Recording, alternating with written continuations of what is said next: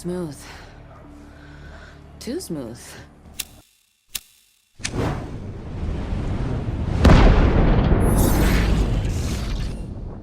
What's going on, everybody? This is dkdynamite, and tonight we're going to be talking about the fastest way to unlock the Essex Marksman rifle, all Ballerina rewards, plus even more. Definitely stay tuned. Now, real quick, I just want to say that apart from my usual daily streams throughout the week, I have a bonus stream where we're going to be reacting to Summer Games Fest coming up this Friday. Then I'll go live again this Sunday for the Xbox Showcase. Even though I don't really feel like they're going to end up revealing Black Ops 7 at either of those events, we're going to go live just in case and still react to all the other announcements with everybody in chat. Really hope to see you guys there.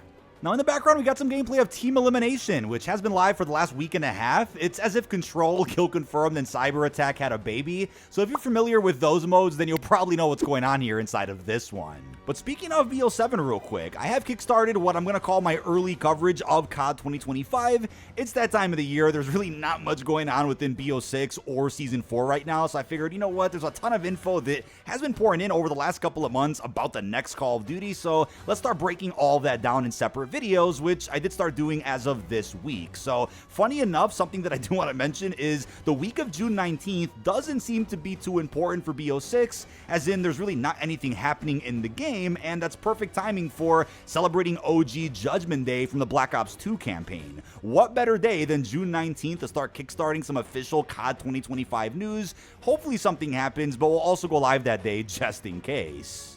Now, real quick, I also wanted to mention the Gilded Thorn Camo unlock real quickly. So last week, I did make a video talking about this camo and every other Season 4 camo that we know of right now. It looks like the only way to obtain it, as you guys are probably aware, is to buy anything from the COD Online merch shop. I know there was a fairly cheap item like this cooler, which sold out pretty quick. It only cost around $5 or $6. That sold out almost instantly, but there still are some fairly inexpensive items on there, like keychains or pins. So if you guys can manage to get your hands on any of those items, you might be spending upwards of $15 to $25 depending on shipping and other taxes, and that's the only way to obtain this camo, at least for now. I don't mind every once in a while seeing a deal like this, so long as there's also camos we can earn in-game by completing events, which hopefully is something we'll see during the second half of Season 4.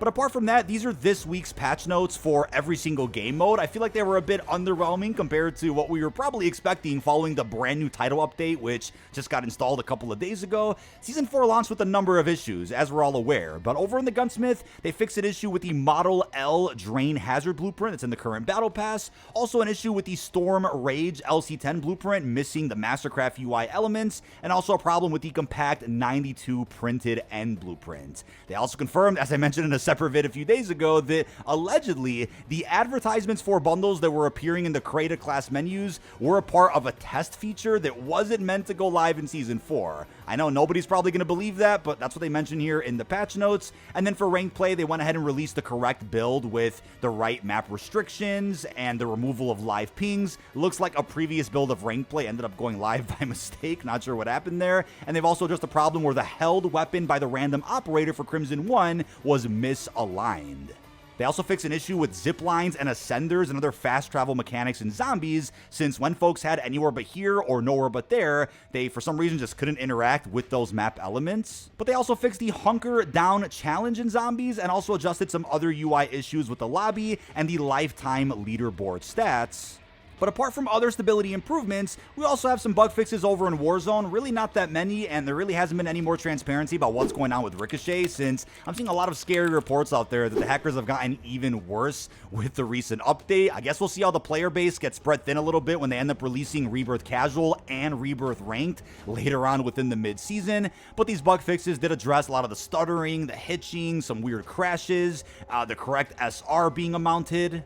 Now, as of recording this video, this is the brand new update coming to BO6 tomorrow. We're going to be seeing the Ballerina Challenge event and the Mercenary Moshpit in multiplayer. Not really sure what that playlist entails. We'll, of course, react to it live on stream in the morning, but I wouldn't expect a playlist rotation in Warzone since the current calendar has already been set. Now, if the Mercenary Moshpit is anything like the one we saw in BO2 and 3, then that would mean that you're restricted on queuing with a party and have to queue in solo. I guess that's also fitting for the theme of the John Wick world, and specifically the Ballerina movie. But as far as the Ballerina event goes, it's going to be starting tomorrow and ending on June the 12th. Now, don't worry if you're watching this video after June 4th, because there's a lot that we're going to be covering here in this video. Feel free to refer to timestamps down below.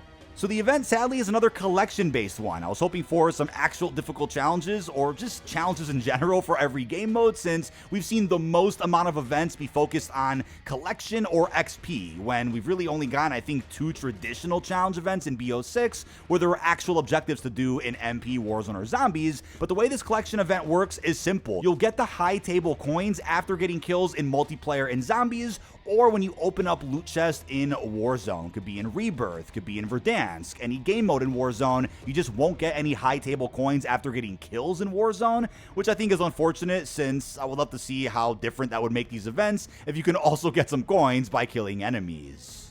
Now, it looks like you're only going to need 140 total high table coins to collect every single item as a part of this event. It's not really that many, but gives me the hint that it's going to be a little bit of a slower process with getting these coins while playing every game mode. Now, something absurd to me is that out of the 10 reward boxes that we have here, 4 of them are for XP tokens. I feel like a lot of folks that are probably going to be doing this event likely are already max rank or don't really need any of these tokens, so hopefully they carry forward into BO7 or something. But as you can see, there's a 30-minute double XP token worth 5 high table coins, then a 45-minute double weapon XP token that's going to also be worth 5, but there's also a 45-minute double battle pass token worth 10 high table coins, and a 1-hour double XP token worth 10 coins. There's also a pair of Ballerina shoes in the form of a charm, and that's going to be worth 10 coins, followed by a decal worth 10, a calling card worth 20, and an emote that is themed around the Ballerina character worth 50 high table coins. Luckily, there is a Phoenix Up Gobblegum pack worth 30 high table coins that you can see towards the bottom, and lastly, a charm that's going to be worth 20. Now, upon acquiring all rewards in this event, your mastery unlock is going to first be the Essex Marksman rifle, which is a weapon that nobody out there expected to return, which was originally in Black Ops 4 as a ground loot in Blackout, and was an exclusive weapon that you can use in Zombies, but never in multiplayer. So it'll be the first time this weapon has attachments, let alone the first time you can bring it into a multiplayer experience. Now, if you own Black Cell for this season specifically, you'll also get an exclusive pair of nunchucks. You got a blueprint for the nunchucks there that are themed around the Ballerina herself. You cannot get these unlocked if you don't own the Black Cell Season 4 Battle Pass. Now, the crazy thing is, early gameplay is already out there of the Essex Marksman rifle. There's footage of it being used in the firing range. You can even use it in grief if, let's say, you get a weapon carousel grief. Let's say you lose the objective and you can happen to land on the Essex and keep it. You can then camo grind with it. So that was a way we were able to start using the Essex a little bit early when Season 4 initially launched. But in case you guys are wondering how there's gameplay also floating around, if you're watching this video before the event starts, there's gameplay floating around of people using the Essex in regular public matches of Warzone and multiplayer. That's because some data miners out there force loaded the bundle for Father's Day into their game early, and that bundle features a skin for the Essex. So if anybody out there got killed by that weapon in pubs, they were able to wishlist that bundle from the kill cam and then buy it at the main menu. That's been allowed and hasn't seemed to shadow ban anybody for doing that. I didn't do this method for the Essex specifically, but I know a lot of folks have been posting footage online of this thing. So in case you guys are wondering how that works, that's typically what's giving people early access to certain bundles and DLC weapons every single season now. Now, from the look of it, it seems like the Essex is going to be pretty damn solid in both multiplayer and Warzone. Much more viable than I thought it was going to be, especially when comparing it to the Essex we had in BO4. Whereas in Zombies, it looks like the damage drops off pretty quickly, but initially, when Pack-a-Punch, seems to take down heavy enemies very quick. So it's going to be a situation where if you're on a high round, it's probably not going to be great, but if Treyarch decides to buff the weapon in the future, then it's going to be even more viable for some of the later rounds compared to how it's going to launch. Now, if you're wondering the fastest method for completing this event, it's going to be like other collection events we've seen in BO6, where you want to be really particular with which mode you're actually playing. If you're in multiplayer, I would say being in the longest match possible, but in strike experiences, is going to be your best bet. You want to make sure you get plenty of game time in, really focus on using those meta weapons to get as many kills as you can, but make sure you're playing in smaller spaces so you can grab the high table coins without an enemy actually killing you first. I don't think anybody's going to be able to steal these coins from you after you get every kill, so that means your teammates can't grab them, nor can the enemy. But it's really not the best idea to play in any big maps to where you're having to run quite a bit to go pick up a coin you might have gotten, or if you're in a bigger map, that means you're probably not going to get that many kills, since it's going to be a bit of a slower paced experience where you're kind of having to hunt for the actual enemies. So being in face-off, being in any type of 10v10 on a smaller space is going to be your fastest way to get these coins in multiplayer. Now, don't forget, if any other strategies do get discovered, the detonated article linked down below is going to get updated, and I'll be making a follow-up short connecting to this video if anything new is discovered. But if you're over in zombies and that's the mode that you prefer to play, I would highly recommend having a save file ready to go on a decently high round, because what we've seen with other collection events in the past is sometimes being able to get the most drops when you're on a higher wave, because as you burn through a large horde with the war machine or a wonder weapon or the trap, you usually see a bunch of drops pouring out of those zombies that you've killed.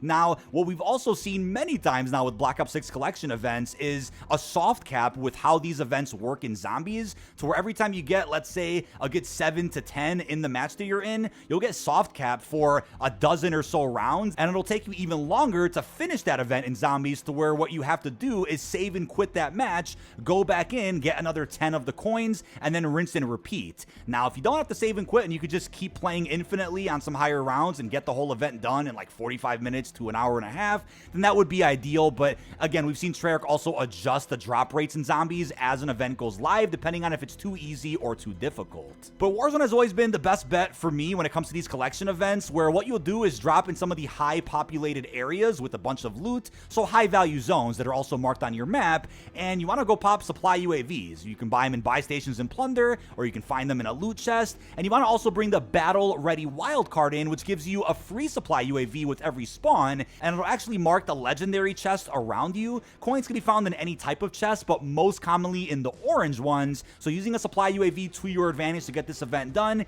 is going to be what you want to do, especially if you don't own Black Ops 6. This will be the method to actually get the coins while playing the free-to-play Warzone.